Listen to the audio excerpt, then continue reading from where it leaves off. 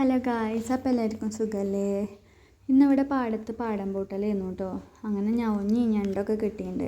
ഞങ്ങൾ പോയിട്ടില്ല കേട്ടോ, ചെക്കന്മാരൊക്കെ പാടെ പോയിട്ട് പിടിച്ചു കൊണ്ടുവന്നെയാണെന്ന് തോന്നണേ. ഞങ്ങൾ ക്ലാസ്സിൽ പോയതായിരുന്നു, ഞങ്ങളിതൊന്നും അറിഞ്ഞിട്ടില്ല. അപ്പോഴാണ് അവർ വിളിച്ചിട്ട് ഞണ്ട് കഴിക്കാനുണ്ടെങ്കിൽ വരിയെന്നും പറഞ്ഞ് വിളിക്കണേ. അപ്പോഴാണ് ഇതൊക്കെ അറിയണത്, പാടം പൂട്ടലായിരുന്നു, അവർ പോയിരുന്നു എന്നൊക്കെ.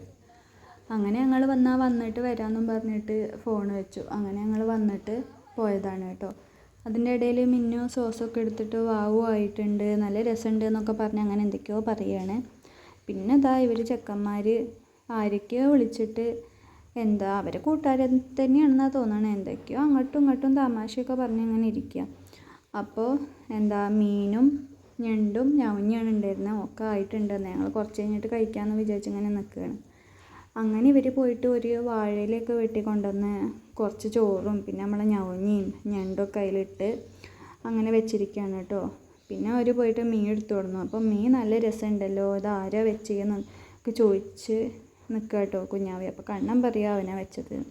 ഞാൻ പറഞ്ഞു അപ്പോൾ ഷീജമ്മയാണ് വെച്ചതെന്ന്. ഷീജമ്മയാണ് മീൻ വെച്ചത്, ഞണ്ടും ഞവഞ്ഞി അവരാണ് വെച്ചത് തോന്നുന്നു. അപ്പോൾ അത് വിളമ്പാൻ നേരമല്ല, അത് കഴിയാൻ പെട്ടെന്ന് ആ ഇല കാലിയായതെന്നറിയോ. ഞാൻ കഴിച്ചിട്ടില്ല കേട്ടോ, എനിക്ക് പാടത്തെ മീനും ഞവഞ്ഞൊന്നും ഇഷ്ടമല്ല. ഞാൻ ഞണ്ടിൻ്റെ ചെറിയ ടേസ്റ്റ് നോക്കി. അപ്പോൾ ബൈ ഗൈസ്.